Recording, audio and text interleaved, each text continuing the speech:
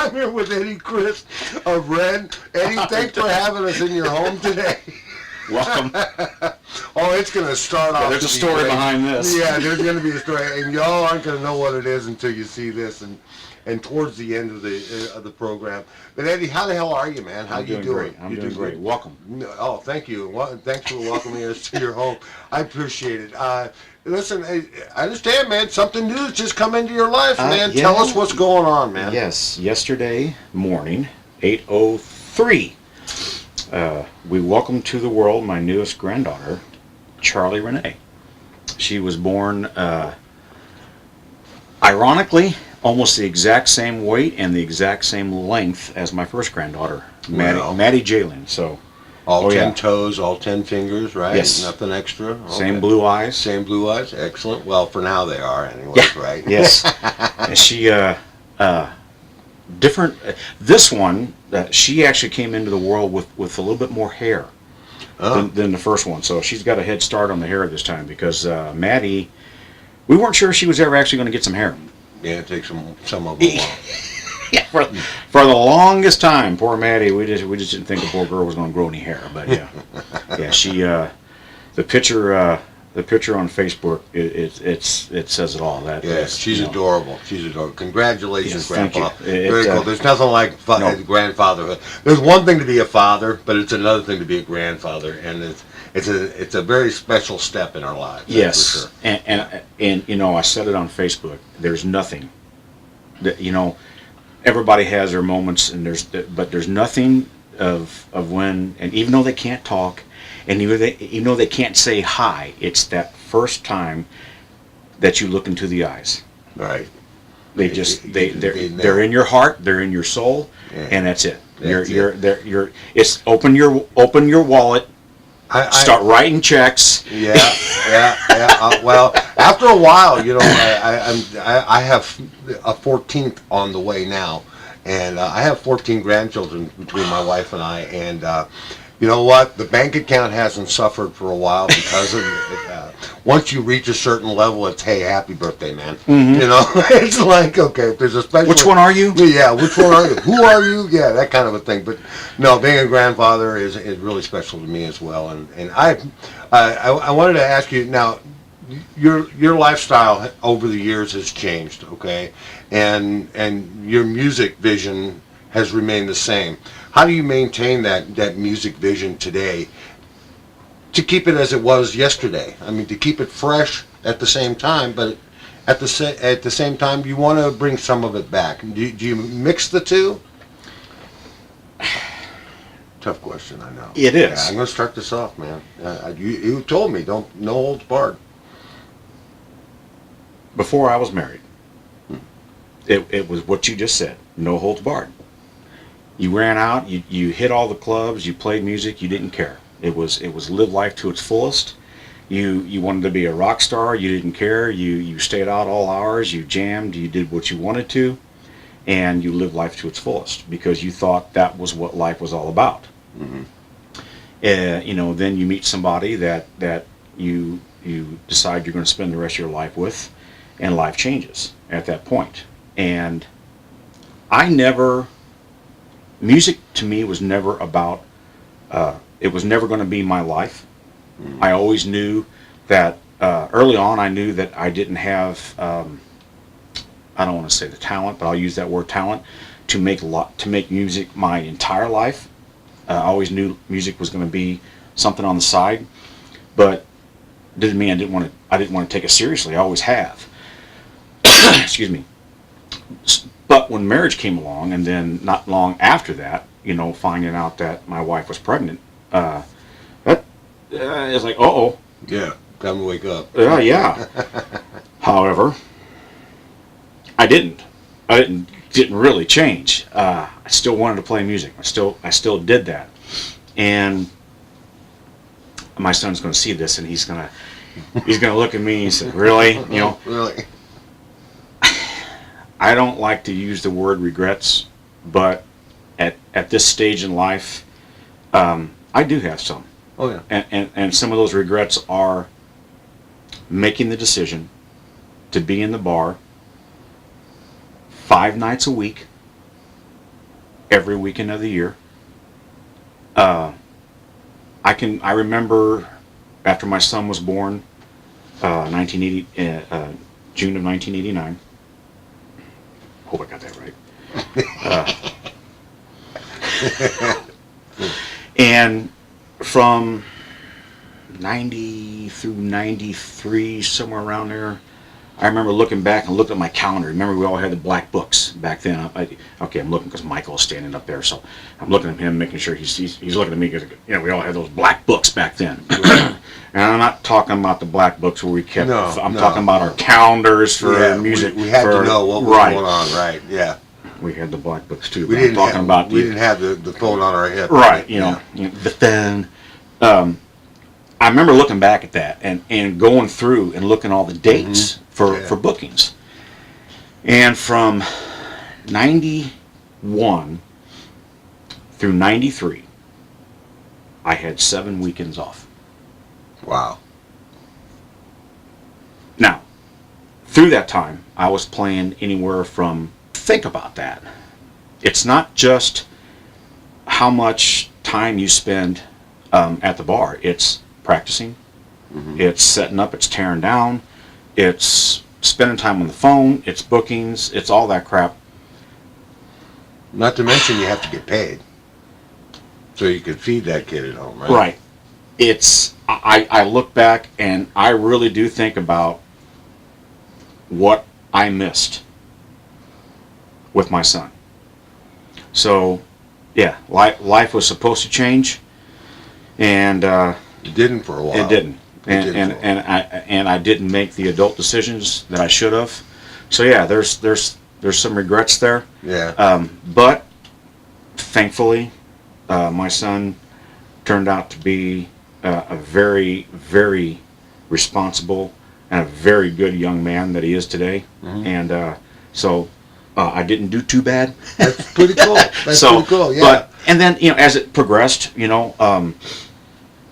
I've walked away from music twice, and I mean completely. The first time, not long after my son got a little bit older, I was the band at the time. We rehearsed at my house.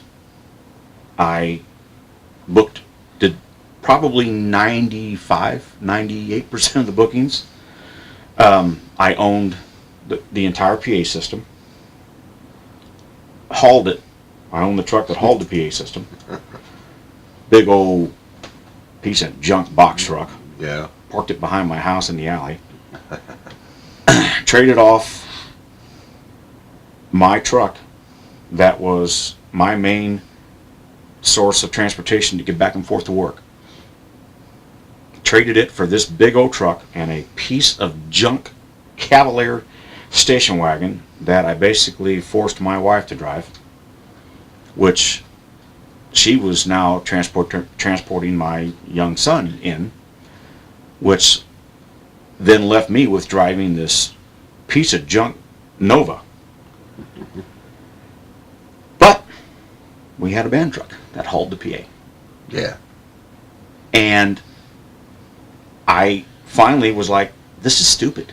I'm done. What am I doing? I'm doing all this, and I wasn't taking any extra money off the top. I didn't ask for any extra money, any extra gas money from the band. I was at the gig an hour and a half to 2 hours earlier than the rest of the band. I didn't complain about that. But I finally said, I can't keep doing this. And I walked away with no bad feelings against my band members. I'm still friends with them today. One of them, a couple of them we know very well. Yeah.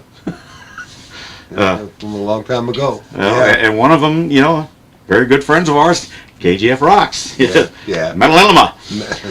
Mr. Rob Boyer. Mr. Rob Boyer. No You're plug, right. no plug, man. Rob Boyer. Not that I would Metal plug Rob at Enema. all. Never, Monday nights, 8 o'clock. Right. Okay, don't miss the show. Okay, you gotta plug your show. Band name was Cheap Copy. I still have the backdrop.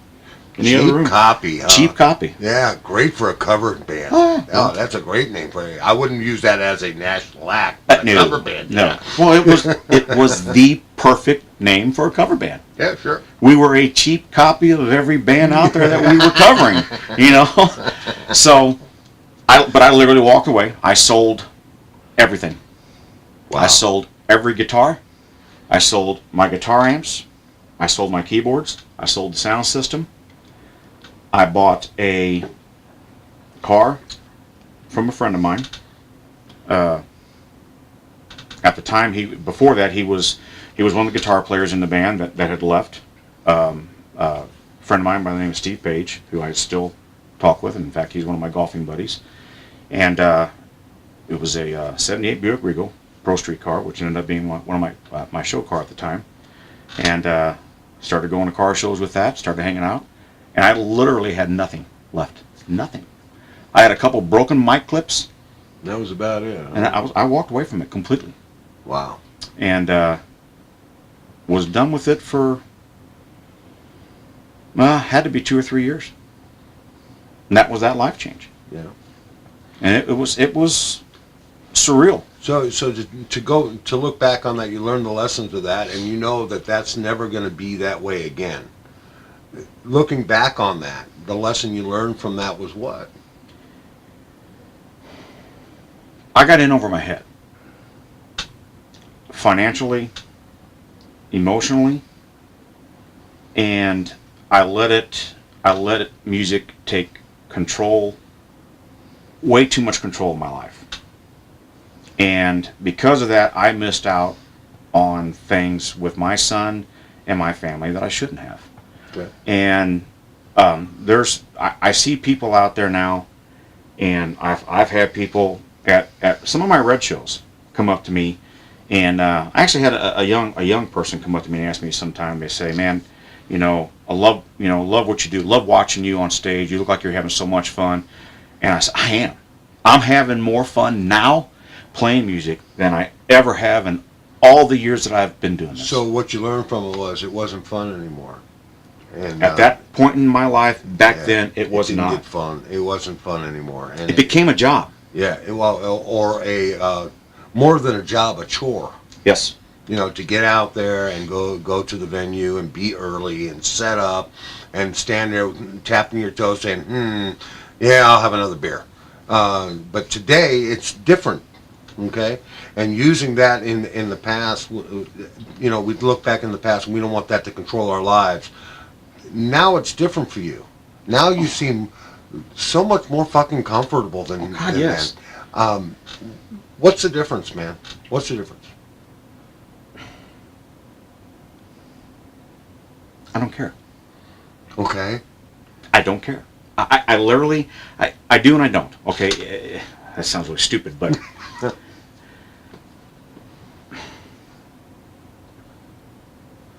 back then, I worried about everything. And my bandmates are going to say, "And you don't know?" Yeah. Bite me, okay? Back then, I was doing it for the wrong reasons. I was doing it to try to be another income. Now I'm doing it for the love of the music. Okay. But because I'm doing it for the love of the music, that's why I care. I will not put a subpar product on the stage. I know you've heard the stories. Yeah. He's witnessed it, I'm already pointing to him. He's already nodding his head. I've already seen it. Trust me, I've seen it too. Everybody's heard the stories about me in the fetal position backstage and sucking his thumb. Yeah, he sucked his thumb. It's Man. I don't know about the sucking the thumb part, but it's damn near that point. Look, all I can say is I've always felt weird about that until I saw the interview with Sammy, Hagar, and Dan Rather. Okay. And he admitted to it. When he admitted to the fact that he And he even almost used those same words, that he gets that same animosity, that same stage fright to this day, and that guy's been doing this for how long? Mm-hmm. And he said the same thing that I've said. And I'm not copying him because that interview just came out. And I've been saying this. You've heard me say this long before we're having this conversation. Man, I don't know. I mean, I went to one of your shows one time, and you're walking around and you're shaking your head saying, I don't know, man. I think you're going to do great, man. I don't know, man. I don't know. So, I've seen it. But when you get up on that stage, Eddie, when you get up on that fucking stage and you look down at that audience and there's one target out there, there's that one target audience member out there that you focus on, does that melt? It's not it's not just one particular. Okay. It's the reaction. Okay. It's walking out on stage, and I'm going to tell you, the tribute bands in St. Louis, we are very fortunate to be in St. Louis, because the St. Louis metropolitan area, and I don't want to single out, I don't want to say just St. Louis, but it's the bi-state area. We are very fortunate to have the people who support us. The way they do. Really? Well, thank you. Phone's whistling at us. Love you too. That was kind of weird, wasn't it? Yeah, that was perfect. But that's okay. That's why we're here. Gotta keep it light. We wouldn't be doing this if it wasn't strange. On that note, cheers. Love to see that. Yeah, sure. Wow, perfect timing, phone. When you can walk out. For me, I do that. The Sammy, that "Hello Baby." I'll never forget doing that, and hear the crowd just respond to that. And you can walk out and then start singing, start performing, the first portion of your song, and look out and see everybody with their fists pumping in the air, or standing up. And I've been to enough shows now, and I'm talking about concerts. I'm talking about the real people's concerts, and seen people who are there that you can tell that somebody just gave them their tickets, and they're just there just to be there. Right. We're very fortunate in that the people who come to, and I say we, I'm talking about all the tribute bands. We're very fortunate that the people who come to our shows because they genuinely want to see us. And the minute that us as tribute bands, forget that, we're going to lose those crowds. So that's the reason that I'm in that fetal position. That's the reason that I'm nervous as hell. That's the reason why I get stage fright, because I can't take for granted that at any time this could end. That at any time these crowds could lose interest in us. And that this week, next month, next year, that the tribute scene could die out and that this could all be over with. And so when you walk out on stage and you feel that electricity, and you can feel that energy coming back from the crowd, and you see them all not talking amongst themselves, but they're all looking at the stage, and they're all paying attention to every little thing that you do, and looking to see what's coming next. That's when the stage fright is gone, and that's when, in my mind, I'm like, yep, it's on. Just do your thing now. Just do your thing. And I know that I'm going to screw up. I know I'm going to forget the words to one or two songs. They don't even notice, dude. They don't even notice. Trust me, man. I've been out in the crowd. I've checked it out. When you make an error, a trained ear, laugh it off. Yeah, a trained ear will hear it. But most folks are too busy drinking their beer, got their arm around their fucking girlfriend, going, "Hey, you guys are pretty good, man." That's what they're thinking. But a trained person who sees that, they're not the ones that you're looking for anyway, are they? No. And to be honest, there's always, when I was younger, okay, when I was younger in the music scene, and this was back when I first really got started, I was always worried about what other musicians thought of me, and I still have that, and that's what ate at me the most, was that I was always so concerned about what the other musicians thought, and I got to thinking, wait a minute, why do I care? They're out there, I'm up here. Why do I care? I agree with that.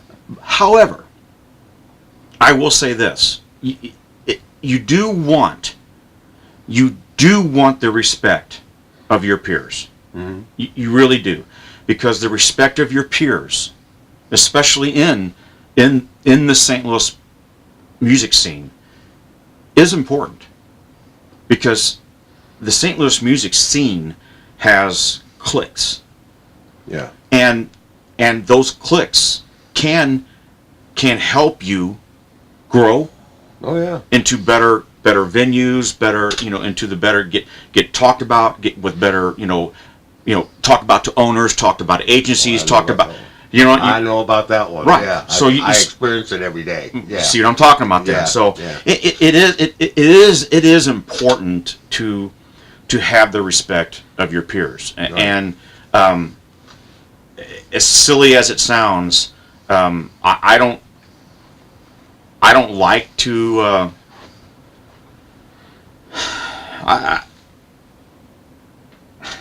I don't like how to word this. It's not easy. It's not easy to be thought of as not being a part of the of that scene. I've always said I know I've never been thought of as one of the better frontmen in St. Louis, and I've never had an issue with that. I never have, and I'm okay with that. We wouldn't be having this interview if you weren't one of the best. I'll tell you that right up front. And that's Well, I not because appreciate that. I mean, we're buds, okay, but we don't talk about the general things. We don't talk about the in life stuff. We talk about the music scene. You and I, Yeah. we're friends in the music scene, and that goes a long way. Yeah, and you're right. Respecting one another and respecting the other bands that are out there. Shit, they got to make a living too, and they've got to grow an audience as well. Your audience, though, it seems to be growing, and I gotta ask you, man. I gotta ask you. You got a photo on the wall up here that's signed by Sammy Hagar, and tell us a little bit about that. Tell us what happened there. That actually came from Michael here, standing here. That was who is filming this for us, and he's frantically writing something. Okay. He took that picture at one of our shows, and my wife wanted to have something done for us, and she approached a friend of ours that comes to all of our shows, named Scotty. He was going to Rock and Roll Fantasy Camp that Sammy Hagar was running. She contacted him and, hey Scotty, could you possibly do us a favor? And I don't know how. I guess I can't remember if Scotty approached Michael, or I don't remember. I don't exactly know how the whole deal went down, but somehow or another, Scotty got these pictures from Michael, and during his 10 minutes of time with Sammy, he had a conversation with as Michael hands me the picture. He had a conversation with Sammy about Red, and Sammy says, he goes, I know very much about these guys. Oh, cool. And I'd be happy to sign these. So he signed a picture for each member of the band, and mine's a little different. Not to brag, he went a little bit further with mine and put St. Louis rules on it. And now here's a guy that was given one-on-one time with Sammy Hagar to talk to him, but took that time to have a picture signed instead of yakking up with him. So the funny thing about it is that I can say this happened. You know, oh yeah, sure. Well, the other picture that just happened to come to us was given to Scotty, and this is a picture of him signing of Sammy signing that picture. This was handed to us at our show. I believe that we were given to this from our train wreck show, which was funny. This was somebody else that took the picture and gave it to Scotty and said, "Hey man, thought you might want this picture." So I just thought that was an interesting story. But that's the kind of people that we do. That, like you said, these are the kind of people that have started following Red. That we've gotten to know. That, man, they're great people. Yeah. I don't like to use the word fans because they're not. They're not fans. They're friends. They're friends. We've made the best friends of this band since we started it. It's a great show, and you guys always put on a great show. But I gotta ask you, man, is there one song that you haven't played on a set yet that you'd really like to play? Yeah, and there's a story behind that, and you're actually gonna hear it May 13th. You're gonna hear it May 13th at the venue at Pops. Yeah, yes, at Pops. Yeah, it's one I've been wanting to put in the show. And last week I sent an email to the band. I said, Neil, guys, let's do something different. I'd like to throw this song into the show, and that's the kind of a band that I have behind me. Okay. I threw it at them. I said, let's give this song a try. Yeah. It's in the set. It's in the set. Well, excellent. 2 weeks notice, it's going to be in the set. 2 weeks notice. Well, we're going to try and get this on in time for the show.